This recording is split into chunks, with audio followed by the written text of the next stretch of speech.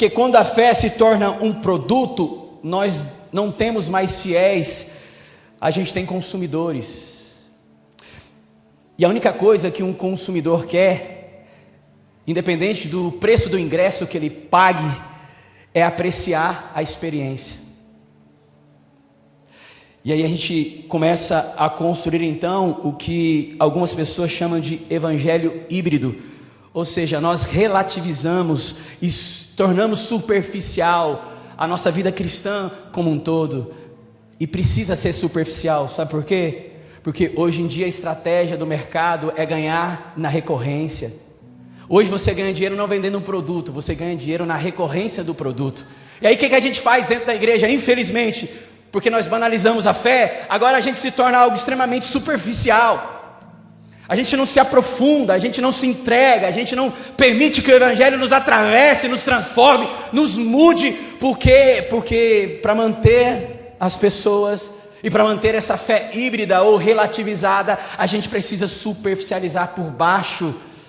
E aí, infelizmente, o evangelho deixa de confrontar e começa a validar as minhas experiências, porque logo eu sou um consumidor e exijo que os meus desejos sejam validados. Dito isso, se nessa noite você for confrontado com a palavra de Deus, estou dizendo por causa dos nossos visitantes que aqui estão, se você for confrontado com a palavra de Deus nessa noite, eu gostaria que você pudesse abrir o seu coração, sabe?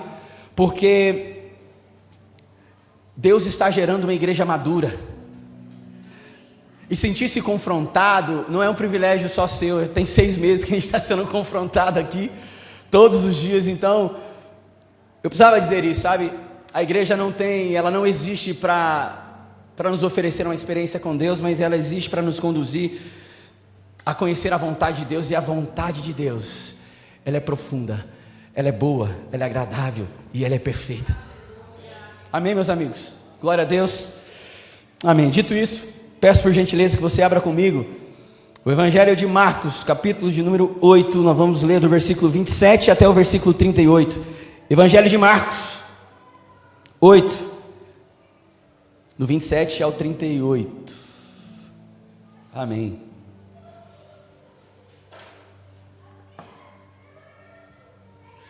Aleluia. Diz assim a palavra de Deus: Jesus e os seus discípulos deixaram a Galileia e foram para os povoados perto de Cesareia de Filipe. Enquanto caminhavam, Jesus lhes perguntou: quem as pessoas dizem que eu sou? Eles responderam: alguns dizem que o Senhor é João Batista, outros que é Elias ou um dos profetas. E vocês? Perguntou ele: quem vocês dizem que eu sou? Pedro respondeu: o Senhor é o Cristo. Mas Jesus os advertiu de que não falassem a ninguém a seu respeito. Então Jesus começou a lhes ensinar que era necessário que o Filho do Homem sofresse muitas coisas e fosse rejeitado pelos líderes do povo, pelos principais sacerdotes e pelos mestres da lei. Seria morto, mas 3 dias depois ressuscitaria.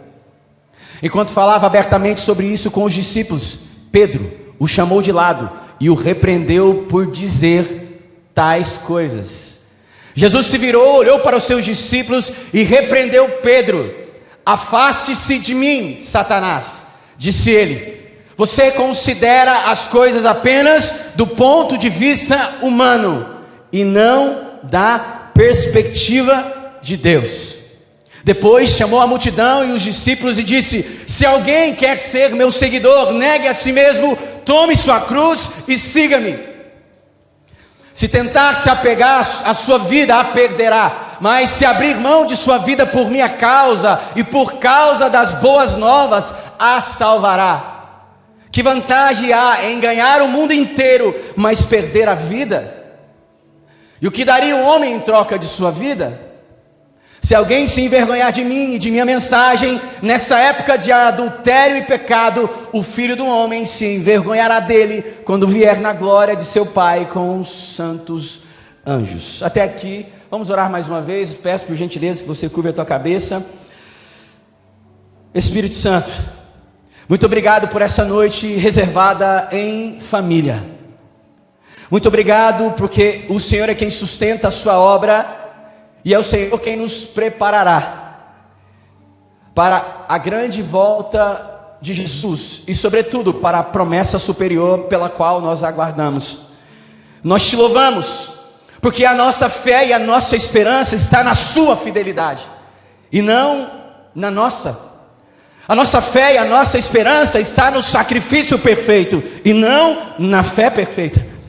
Nós te louvamos, porque a tua palavra diz que o Senhor, com seu poder divino, nos garantirá tudo o que for necessário para uma vida de fé e de devoção. Nós te louvamos, porque nessa noite o Senhor vai construir e continuar aperfeiçoando aquilo que o Senhor já está fazendo entre nós, através de nós, no meio de nós. Aquilo que o Senhor começou, o Senhor é fiel para cumprir. Assim nós oramos e já te agradecemos, em nome de Jesus. Você pode dizer amém? Amém. Igreja, esse texto que nós acabamos de ler fala a respeito de algo extremamente curioso e peculiar. Pela primeira vez, Jesus revela exatamente que ele era o Messias. Na verdade, ele faz uma pergunta, e em outros evangelhos vão dizer de maneira mais específica que Pedro fala: tu és o Cristo, o Filho do Deus vivo. E Jesus olha para Pedro e diz: sim, Pedro, Deus quem revelou isso ao seu coração. Então, vamos tentar entrar na história agora. Até então os discípulos estavam tentando descobrir quem Jesus era. Jesus começa a fazer muitos milagres, ele se levanta no Jordão, e essa caminhada vai durando alguns meses, alguns anos, até chegar ao ponto de Jesus, de maneira clara, revelar de forma sistemática que ele era o Messias. Os discípulos tentando descobrir quem é Jesus, mas depois do versículo 31, eles começam a descobrir o que isso realmente significava. E Jesus faz algo extremamente interessante. Ele fala assim: ei, não conte para ninguém. Não conte o quê? Que eu sou o Messias tão aguardado. E por que Jesus pede e faz esse pedido?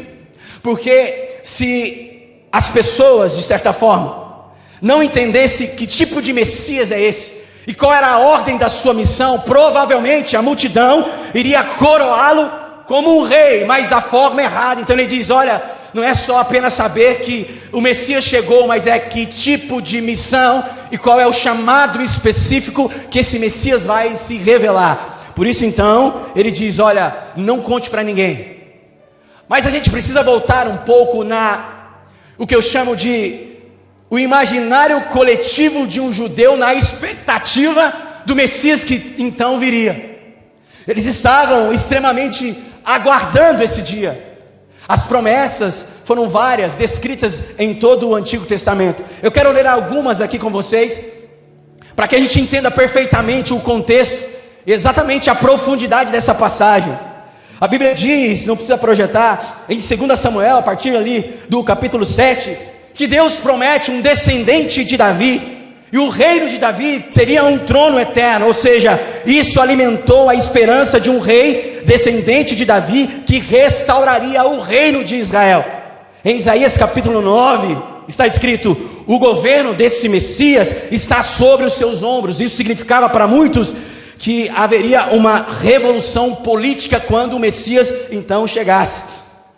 Nós vamos para o capítulo 11 de Isaías, que fala de um descendente de Jessé, que julgaria com justiça e restauraria a terra. Ou seja, eles liam isso pensando em libertação nacional. E eu encerro uma das diversas profecias a respeito do Messias, falando de Daniel capítulo 7, que diz: o Filho do Homem recebe domínio, glória e reino. Isso era uma linguagem de autoridade global.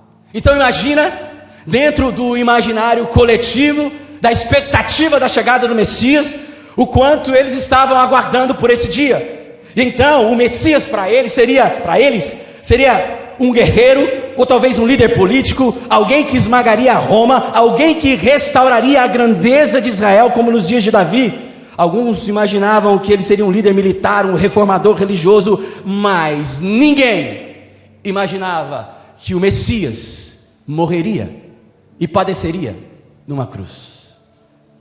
Você percebe que, a partir do versículo 31, que nós acabamos de ler, fala exatamente do momento aonde Jesus começa então a declarar a finalidade do seu reino e a forma como ele morreria naqueles dias. E aí fica mais fácil de entendermos porque o apóstolo Pedro chama Jesus de lado e diz: olha, para com essa conversa, você está maluco? O Senhor é o Messias, o descendente de Davi, nós estamos à sua espera, nós estamos te aguardando. Que história é essa que o Senhor vai morrer? Na verdade o Senhor vai se tornar um líder militar, vai subjugar Roma, os nossos problemas acabaram. Estou fazendo aqui logo, conjecturando. E aí Jesus então olha para Pedro e fala uma frase que nós já ouvimos ela diversas vezes. Ele olha para Pedro e diz: afaste-se de mim, Satanás. Porque você, algumas versões mais antigas, vai dizer: você só cogita das coisas humanas, mas não entende sobre as coisas de Deus. A primeira coisa que a gente tem que perceber aqui nesse texto é que Jesus não está dizendo que Pedro estava possuído, amém? Jesus não está dizendo que Pedro estava possuído. Jesus está dizendo que aquele pensamento carregava a mesma lógica. Preste atenção aqui. Jesus está dizendo para Pedro que aquele pensamento carregava a mesma lógica que a serpente tentou enganar o primeiro casal lá no Éden. Aquele mesmo pensamento carregava a lógica que Satanás usou no deserto para tentar Jesus. Era a mesma lógica. E aí você pode pensar: mas que lógica então é essa que Jesus está repreendendo? E de que forma isso pode me ajudar nesses dias que eu estou vivendo? Para isso nós precisamos voltar a esses dois cenários, onde de maneira histórica nós lembramos dessas duas tentações. E deixa eu abrir um adendo aqui, vamos abrir um aspas, só para falar sobre isso. Às vezes eu acho que o ser humano, ele perde a capacidade de entender o quanto ele é vulnerável, e quanto muitas vezes nós subestimamos as tentações. Eu não sei se você lembra, mas Jesus ensinando sobre a oração, ele dá uma ênfase específica nessa parte: não nos deixeis cair em, mas livrai-nos do. Jesus faz questão de ensinar um cronograma, como nós devemos orar. Os discípulos perguntam, e Jesus diz então a respeito da oração do Pai Nosso, mas dentro dessa oração está contida uma parte muito específica que é sobre as tentações. E parece que a gente não ora, não é verdade? Na sua casa, nas suas orações ordinárias, você ora, sabe, me livra das tentações. Não, nós subestimamos demais essa ideia da tentação. Mas aqui Jesus está dando uma ênfase muito clara, porque Pedro usava a mesma mentalidade que o inimigo usou para derrubar, para tentar destruir o caminho de Deus ao longo da história. E o maior problema da tentação não é apenas nos derrubar, o maior problema da tentação é que ela nos mantém enganado permanentemente. Então, vamos fazer uma incursão agora, vamos tentar entender a primeira tentação no Éden, depois vamos tentar entender a tentação no deserto, e o quanto isso pode nos ajudar a ter uma vida cristã mais madura e mais fortalecida. Quando a gente volta para o Éden, a gente começa a perceber que a serpente não promete para o primeiro casal rebeldia de Deus. A serpente promete autonomia de Deus. Ela diz assim: olha, vocês ao comer do fruto serão como Deus, mais poder, mais conhecimento e sobretudo mais autonomia. Em outras palavras, a serpente está dizendo para o primeiro casal: você pode alcançar tudo o que Deus te prometeu, mas do seu jeito, no seu tempo, porque se você comer do fruto, você controla. A serpente está oferecendo autonomia. E o grande problema então, não é apenas a ideia de que, bom, se eu comer do fruto, eu vou viver segundo a minha vontade, e vou chegar nos mesmos resultados que eu teria com Deus. O problema não é a gente conquistar algo sem Deus, o problema é achar que isso é o suficiente. Quem está entendendo, diga amém. O problema do primeiro casal não foi comer do fruto, foi imaginar presunçosamente que aquilo que eles fariam ou viveriam sem Deus seria suficiente. Então você percebe que há uma intenção muito clara em desvirtuar, em confundir a caminhada e as ordens claras de Deus. O primeiro casal cede e se tornam totalmente independentes de Deus. Essa é a mentalidade pela qual Jesus está repreendendo Pedro. Amém? Aí nós vamos agora para esse segundo exemplo, que é a tentação de Jesus no deserto. Vamos lá, os personagens são totalmente diferentes. Eram o primeiro casal e agora a gente está diante do próprio Filho de Deus. Me permitem imaginar aqui, além do que a Bíblia nos mostra, mas dentro de um contexto. No meu ponto de vista, Satanás sabia exatamente quem Jesus era. Ele não estava ali tentando alguém que ele não conhecia, mesmo porque tem um texto onde Jesus vai expulsar os demônios e os demônios reconhecem quem é Jesus. Se eu não me engano, ele fala: filho de Davi, né? O que você veio fazer antes da hora. Os espíritos, as regiões celestiais sabiam exatamente que Jesus era o Messias. Satanás está diante do Filho de Deus, que agora está como homem na terra. Ele sabe quem é Jesus. E aí a primeira tentação, ele fala para Jesus: olha, você tem poder para transformar essas pedras em pães. Durante muito tempo a gente imaginou que a tentação era grande porque Satanás estava tocando em uma área biológica. Jesus estava de jejum há muito tempo, portanto vamos oferecer um pão para ele, que provavelmente ele pode ceder. Não, a tentação aqui não era biológica. Eu imagino que a cena era a seguinte: Satanás olha para Jesus e fala assim: você não precisa passar por privações, você é o Filho de Deus. Você não é como esses mortais que nasceram no pecado, você nasceu de forma santa. Isso não vai mudar nada na sua missão. Você vai cumprir aquilo que você foi chamado para fazer. Para que essa história de ficar se privando, orando, jejuando, submetendo a sua vida a disciplinas espirituais? Isso não muda nada. Transforme a pedra em pães e resolve o problema. Você não precisa passar por isso. Mas eu não sei se você lembra, a Bíblia fala que depois de Jesus ser batizado, ele sai das águas e o Espírito Santo o conduz até o deserto. O fato de Jesus ir para o deserto e jejuar não foi uma vontade própria, foi uma ordem de Deus. E ele vai para aquele lugar. A segunda tentação fala sobre Satanás dizendo: se lança do pináculo e se joga daqui. Antes de você cair na terra, Deus vai enviar os anjos e os anjos vão te proteger. Mesmo porque um dos versículos que fala do Messias diz que ele não quebraria um osso sequer. Olha Satanás tentando jogar com a própria palavra: se lança, porque está escrito que não vai quebrar um osso seu. Aí eu imagino agora, com a minha mente bem fértil, eu imagino ele falando assim, porque é óbvio, né, gente? Ali só está 3 frases que é da tentação, um diálogo bem curto, mas provavelmente rolou muita coisa. Foram 40 dias. Alguns dizem que não foi um dia só, foram várias tentações durante todo esse tempo. Aí eu imagino o Satanás falando assim: ó, vamos lá, você é o Messias, você foi enviado na plenitude dos tempos para cumprir uma missão. Já pensou? Vamos tentar criar aqui uma chegada triunfal. Uma chegada triunfal. Por quê? Porque se você lançar daqui, imagine a cena, você caindo, os anjos vindo do céu, miríades de anjos. Aí ele vem e te pega. Imagina a cena em slow motion. Aí te pega e vai te elevando devagar. Aí depois você vai estar no altos céus, toda Jerusalém te vendo. Depois você vai descendo, ele te coloca com os pés no chão. E aí provavelmente, antes de você começar a sua primeira pregação, não vai haver nenhum tipo de resistência ao seu chamado. Eu estou imaginando aqui, deixa eu imaginar. Vamos quebrar as objeções, vamos quebrar as resistências. Por quê? Porque você tem uma missão a fazer. Então se lança daqui, porque os seus anjos vão te proteger. E seria uma cena de filme de Hollywood. Não de Hollywood, porque Hollywood está consumido, está comprometido. 30 feio em Hollywood, né? Enfim. Amém.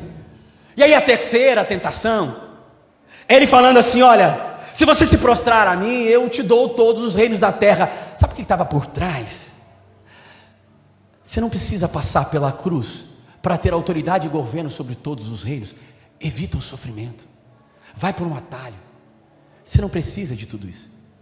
Vocês percebem que a mentalidade que Jesus está repreendendo de Pedro, essa mentalidade que assim, olha,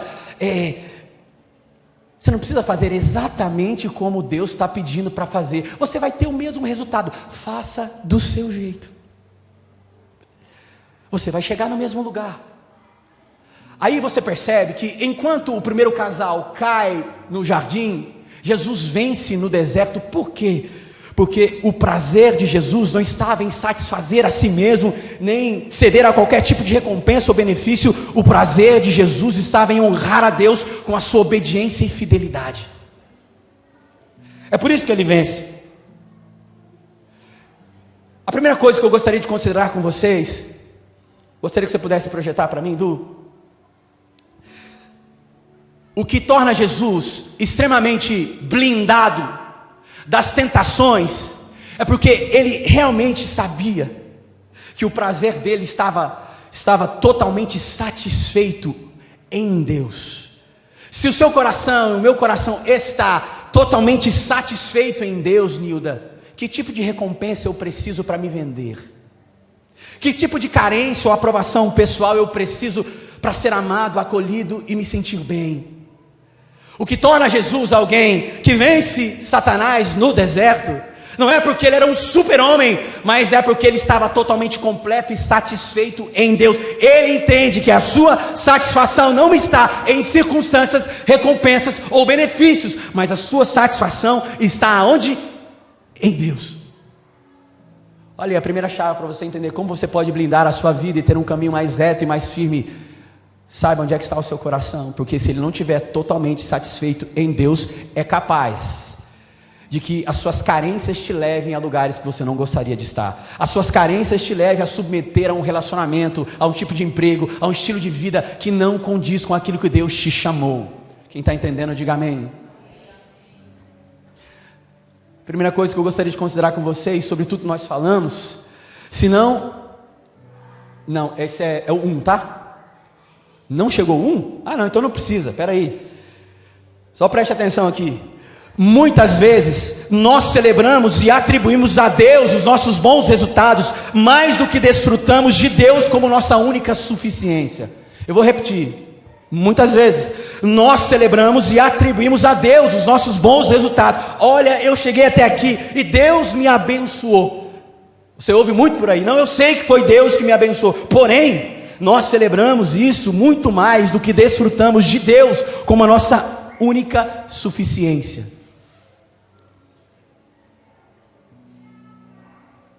Eu pego e torno aquilo que eu conquisto maior do que a celebração de quem Deus é e o quanto nele eu sou satisfeito. Aí você começa a perceber que há uma diferença muito grande. O cara, quando está recebendo o fruto do seu suor, quando está sendo realizado, ele está extremamente celebrante. Aí chegou, aí ó, tá vendo? Muitas vezes nós celebramos e atribuímos a Deus nossos bons resultados, mais do que desfrutamos de Deus como nossa única suficiência. Jesus vence no deserto porque não haveria vitória alguma que pudesse suplantar o desejo e a satisfação que ele já tinha em Deus. Eu quero agradar a Deus, o meu prazer é em obedecer à aliança de Deus, e o restante não importa. Não importa. Nada pode tirar o desejo e a satisfação e a alegria que eu já tenho no Senhor. É a minha relação com Deus. Ela vale mais do que qualquer fruto do suor do meu trabalho, do que qualquer conquista, realização pessoal, seja lá o que for. Eu celebro a minha relação e a minha suficiência com Deus mais do que qualquer coisa circunstancial. Aleluia.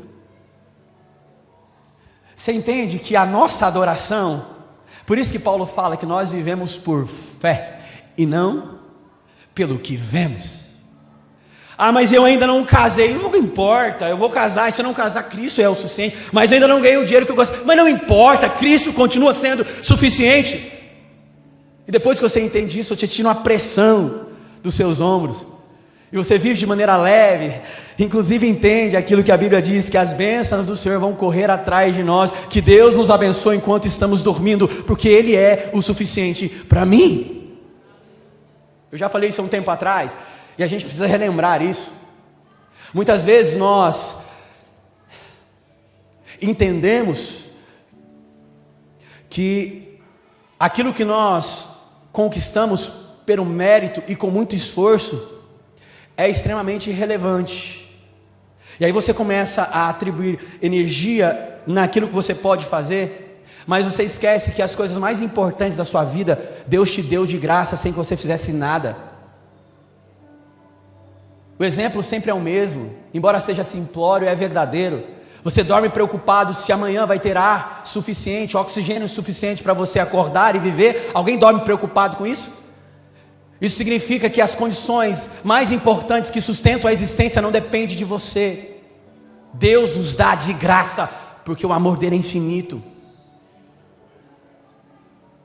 Então, não é que você não pode celebrar as suas conquistas, mas cuidado para que a sua celebração não seja maior do que aquilo que você já vive na suficiência com Cristo, porque senão você vai depender de dinheiro, de pessoas, de situações, de várias coisas para poder estar feliz e satisfeito. E eu não quero dar spoiler, porque eu vou falar isso logo à frente, até você se desapontar sabendo que tudo que você pode ver aqui ainda não é o suficiente, existe algo maior. Abacuque capítulo 3, projeta para mim, por favor. Abacuque 3, 17 e 18, diz assim: ainda que a figueira não floresça e não haja frutos na videiras, ainda que a colheita de azeitonas não dê em nada e os campos fiquem vazios e improdutivos, ainda que os rebanhos morram nos campos e os currais fiquem vazios, mesmo assim me alegrarei no Senhor, exultarei no Deus de minha salvação. Continua, por favor. O Senhor soberano é a minha força, Ele torna os meus pés firmes como os da corça, para que eu possa andar em lugares altos. Aleluia, aleluia, aleluia. A tentação mais perigosa é a que nos chama para a independência disfarçada de progresso. A tentação mais perigosa é a que nos chama para a independência disfarçada de progresso. Aí você pode dizer, mas qual que é o problema do progresso? Nenhum problema, não há problema nenhum em progredir, em crescer, em alcançar, nenhum problema. O problema é procurar a sua maior satisfação em qualquer outro lugar, menos em Deus. Esse é o problema. Aí você vai dizer, quando eu vender 1 milhão, quando eu casar, quando eu comprar uma casa, quando eu dar uma casa para minha mãe, quando, achando que o propósito e o sentido da existência é isso. Esse é o maior equívoco a respeito da vida. Sabe qual que é o maior equívoco? Buscar realização pessoal sem reconciliação com Deus. O maior equívoco da nossa vida é achar que o sentido da existência é buscar realização pessoal sem a reconciliação com Deus. Primeiro, por quê? Porque sem Deus não há satisfação completa. E segundo, porque a fé bíblica nunca foi sobre resolver a vida aqui, mas sobre caminhar em direção a algo maior. Vocês entendem por que Jesus está repreendendo Pedro? Você está usando uma mentalidade caída. Você não entendeu que a vida não é sobre sobrevivência, benefícios e garantia. Existe algo maior do que isso. E que algo maior é esse. A verdadeira vida é conhecer a Deus e ser conhecido dEle. Aleluia. Samuel Whitefield, no seu livro, eu sempre cito ele, fica a dica, você escolherá o deserto. Ele diz: quando buscamos satisfação e herança nessa era, demonstramos uma profunda ignorância sobre o plano eterno de Deus. Mais uma vez, eu reitero o que minha esposa falou: nós não estamos pregando apologia, não é a vida franciscana, não é sobre isso não, gente. Nós só estamos tentando colocar o nosso coração no lugar certo, porque o dinheiro existe para um propósito, e você precisa entender o propósito dele para que ele não venha subjugar a sua vida, amém? Glória a Deus. É como se Jesus estivesse dizendo para Pedro: Pedro, enquanto essa era te fascinar, ela irá ofuscar o futuro glorioso que está prestes a nascer. Enquanto essa era nos fascinar, ela irá ofuscar o futuro glorioso, eterno, pleno que Jesus tem para cada um de nós. Posso ouvir um amém por isso? Isso faz com que a gente ressignifique o propósito e a nossa missão. Faço mais uma vez menção a Samuel Whitefield, que diz: a vida e a existência têm apenas 2 significados, 2 objetivos. Essa era tem apenas 2 propósitos. O primeiro propósito é um palco para Deus se revelar de uma forma que ele não era conhecido antes. E o segundo é um contexto desenhado por Deus para forjar uma companheira para o seu filho. A nossa existência tem 2 finalidades maiores, 2 máximas: Deus se revelar a nós e Deus preparar uma igreja segundo a imagem e semelhança de Jesus, para casar com Ele nas bodas eternas e viver em paz para todos sempre. Você percebe quanto Cristo vai blindando o nosso coração? Ele vai esvaziando os desejos sobre coisas pelas quais o mundo promete, mas não pode nos dar satisfação plena. Não existe nesse mundo. Põe na sua mente a pessoa mais rica que você conhece. Você acha que o dinheiro dela pode comprar tudo aquilo que ela precisa ou que ela está desejando? O dinheiro dela livra ela totalmente do sofrimento, de uma vida às vezes vazia, sem propósito, angustiante. Ok, mas o dinheiro traz muitas possibilidades. Gente, mais uma vez, ainda bem que está sendo gravado, não estamos falando sobre crescimento, sobre prosperidade, não é sobre isso. Só estamos dizendo que o propósito da vida não é se satisfazer completamente naquilo que esse mundo material pode nos dar. E é justamente por acreditar que isso é uma promessa verdadeira que a gente deixa de desejar as coisas eternas. Você viu minha esposa falando aqui na hora do dízimos e ofertas. Então, a segunda coisa que eu gostaria de considerar, e agora vai fazer sentido: se não entendermos o propósito da vida, Jesus será apenas o solucionador dos nossos problemas e não o salvador dos nossos pecados. Se não entendermos o propósito da vida, Jesus será usado para ser o solucionador dos nossos problemas, para que Ele dê aquilo que nós desejamos e não o salvador dos nossos pecados. Anne Graham, nos momentos mais difíceis da sua vida, ela disse assim: não me deem simpatia, não me deem conselhos, não me deem milagres, dê-me apenas Jesus, dê-me apenas Jesus. Aleluia. Jesus, então, eu vou encerrando. Jesus disse para Pedro: você só cogita das coisas humanas, você só pensa a partir de uma mentalidade caída, você reduziu a vida em sobrevivência, em garantias, em promessas vazias.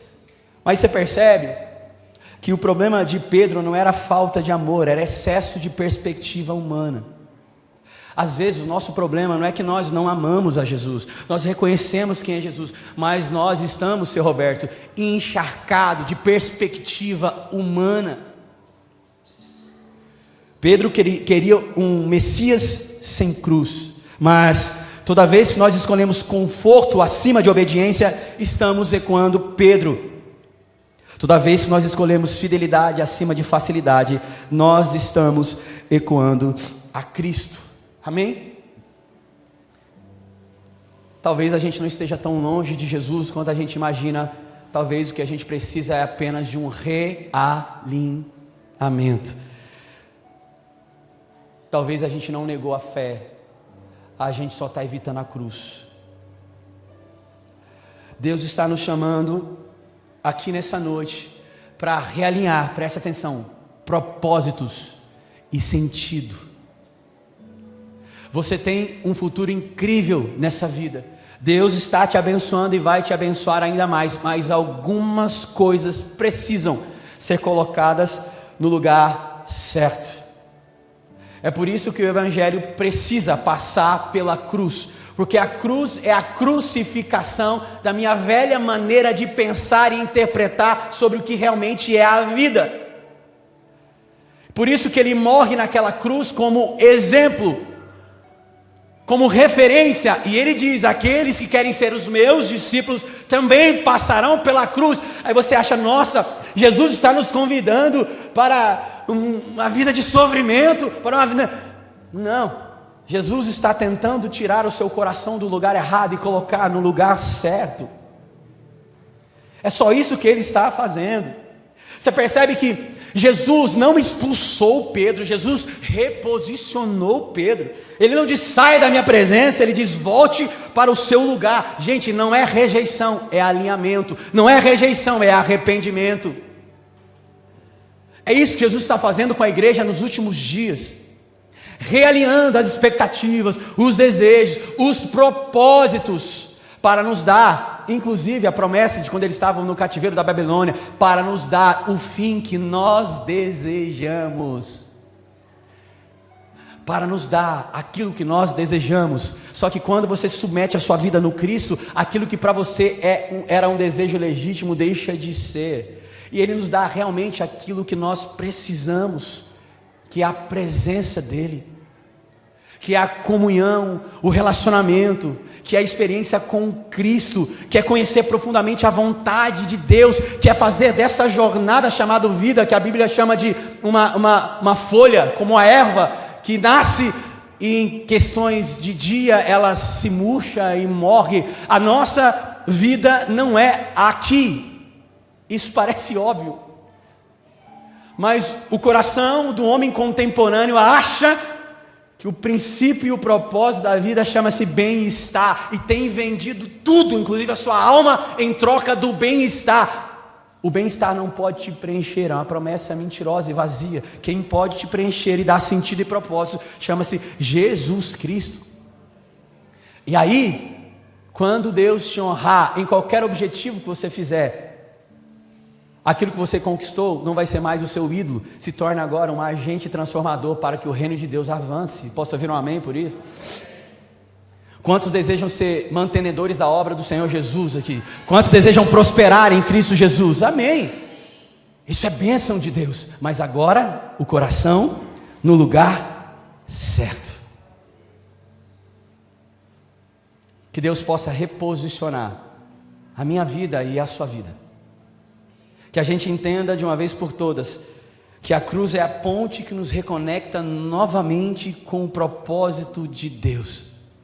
E agora, no centro da vontade de Deus, eu possa viver em paz, porque tudo que eu preciso, eu tenho na presença que eu carrego.